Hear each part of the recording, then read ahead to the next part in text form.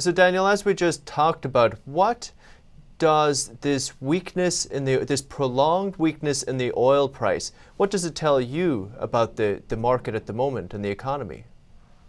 It is telling us a lot of things, and none of them show that the recovery is very strong.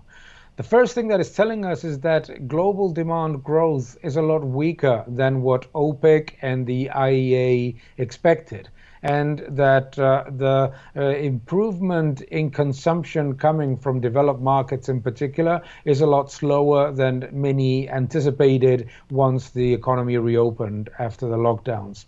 The second thing that it tells us is the level of overcapacity that the oil system has.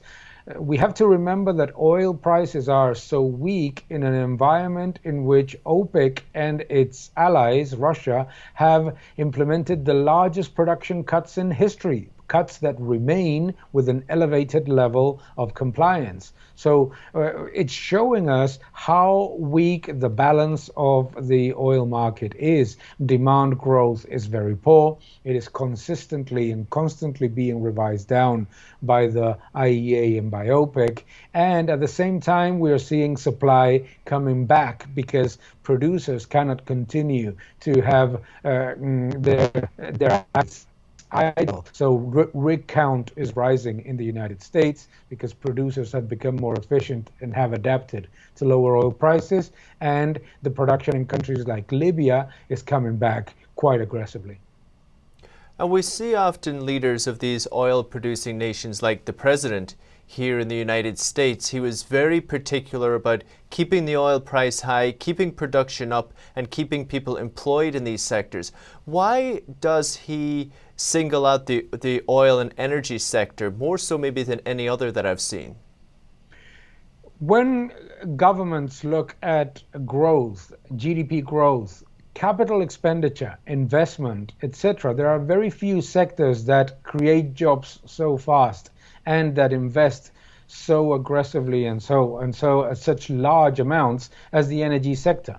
You have to be, you don't even think about, for example, sectors like construction to be even close to what the energy sector is in terms of global capital expenditure and in terms of global employment, not just for oil producing activities, but for refining, services, everything that has to do with the implementation of the activities of the energy sector. So that's why governments on one side want oil prices not to be very high because that's bad for consumers and is extremely bad for in general for inflation and for expectations of growth, while at the same time they don't want oil prices to be too low because, as we have seen in the oil industry in the United States, the shale industry created a tremendous amount of jobs. It was a huge driver of growth, and it's very, very difficult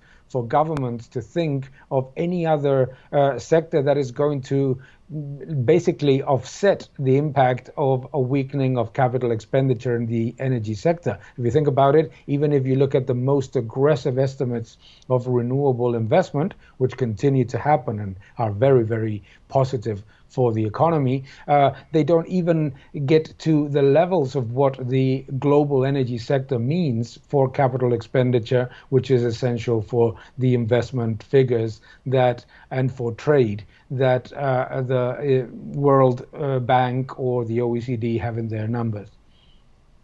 Incredible. I never realized the significance. Daniel, appreciate your time as always. Thank you so much. Thank you so much. Have a good day.